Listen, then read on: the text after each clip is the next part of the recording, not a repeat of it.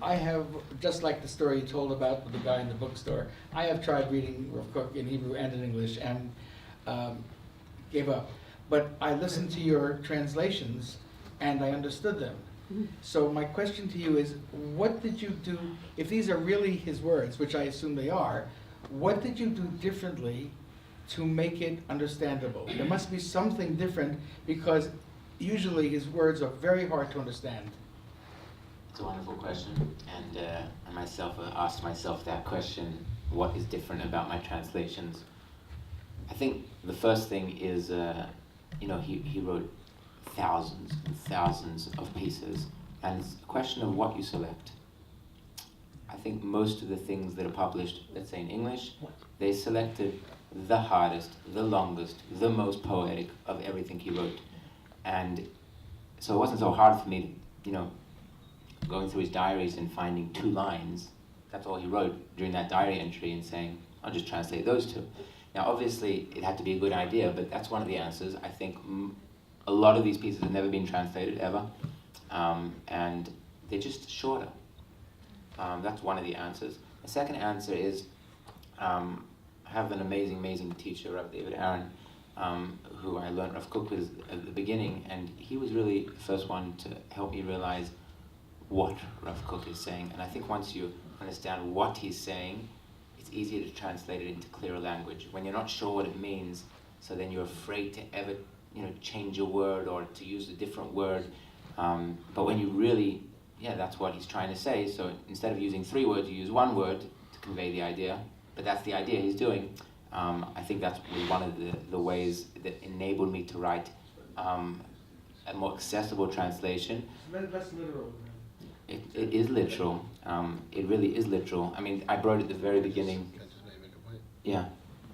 I think one of the challenges, not only in terms of learning Rav Kook, but learning in general, as much as the Art Scroll generation is a great gift to the Jewish people in terms of having access to many works, what ends up happening though is that we're learning those works through the lens of a translator.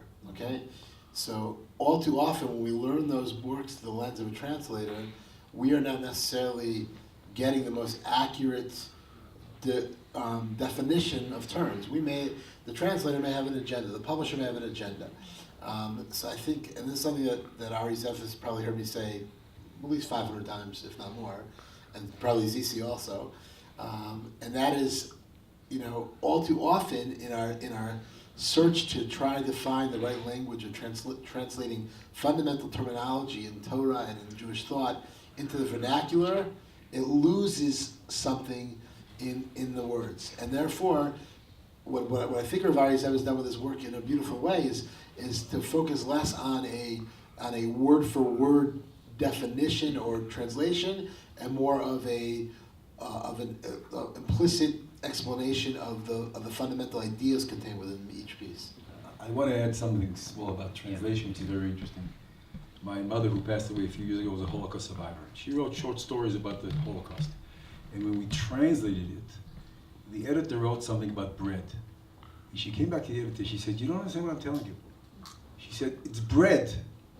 And he said, "Yeah, I translated bread." And she said, "No, you don't understand. This is not bread, this is bread."